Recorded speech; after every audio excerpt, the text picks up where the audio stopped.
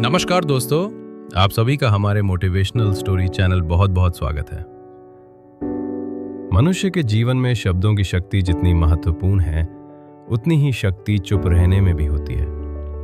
ये कहानी उसी मौन की शक्ति को समझाने की एक प्रेरणात्मक प्रस्तुति है, जो आत्मविकास, आत्मसंयम और आंतरिक शांति की ओर ले जाती है। पहला दृश्य। गांव के बाहर जंगल में एक मठ। छत्तीसगढ़ के एक छोटे से गांव के बाहर एक घना जंगल था। उस जंगल के बीचों बीच एक प्राचीन बौद्ध मठ था, जहां भिक्षु अरुण रहते थे। वे शांत, संयमित और अत्यंत ज्ञानी व्यक्ति माने जाते थे। दूर दूर से लोग उनसे जीवन के कठिन प्रश्नों के उत्तर जानने आते थे। उसे गांव में एक युवक था, नाम था अमित। पढ़ा लिखा, उत्साही, लेकिन बहुत जल्दी गुस्से में आ जाने वाला और हर बात पर प्रतिक्रिया देने वाला। उसकी यही आदतें उसे बार बार जीवन में असफलता की ओर ले जाती थी। दूसरा दृश्य। संघर्ष और बेचैनी। एक दिन अमित का अपने परिवार में किसी बात पर झगड़ा हो गया। उसने आवेश में आकर अपने पिता को अपशब्द कह दिए।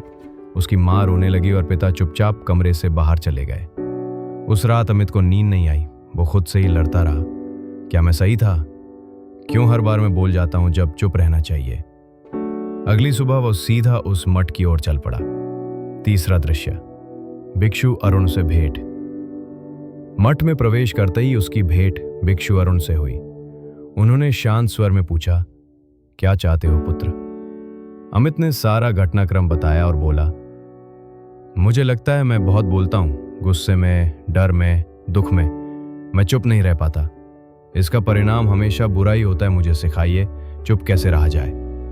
भिक्षु अरुण मुस्कुराए और बोले, चुप रहना एक कला है, जिसे साधना कहते हैं। ये सिर्फ मौन धारण करना नहीं है, ये मन को वश में करना है। चौथा दृश्य। मौन की साधना। अमित ने मठ में ही कुछ दिन बिताने का निर्णय लिया। पहले दिन भिक्षु ने उसे जंगल के एकांत स्थान में बैठकर 1 घंटे तक कुछ भी न बोलने की साधना दी। पहले 15 मिनट में ही अमित बेचैन हो उठा। मन में विचार उमड़ने लगे, कब खत्म होगा?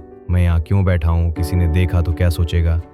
वो दौड़ता हुआ भिक्षु के पास गया और कहा, मैं नहीं कर सकता, मेरा मन मुझसे बात करता रहता है। भिक्षु ने शांत स्वर में कहा, वहीं से तो। लेकिन शायद पहली बार तूने सही किया।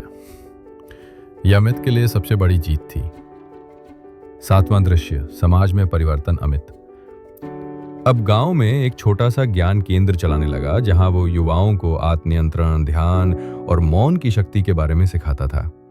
एक दिन एक युवक आया और बोला, भैया, जब कोई झूठ बोले या हम पर आरोप लगाए तो क्या तब भी चुप रहना सही है? अमित ने उत्तर दिया, हर चुप्पी कमजोरी नहीं होती।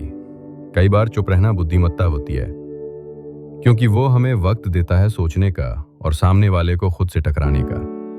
निष्कर्ष। मौन सिर्फ एक स्थिति नहीं, एक अभ्यास है। यह आत्मसंयम, आंतरिक संतुलन और सामाजिक शांति का मार्ग है। शब्दों की चपलता के इस युग में मौन को कमजोरी समझा जाता है, परंतु वही मौन मनुष्य को श्रेष्ठ बनाता है। भिक्षु अरुण ने ठीक ही कहा था, जब शब्द तर्क हार जाते हैं तब मौन आत्मा को जीत दिलाता है। आप सभी को वीडियो अच्छा लगा हो तो लाइक करना और चैनल को सब्सक्राइब जरूर करना है। हमारी वीडियो को ज्यादा से ज्यादा शेयर करना।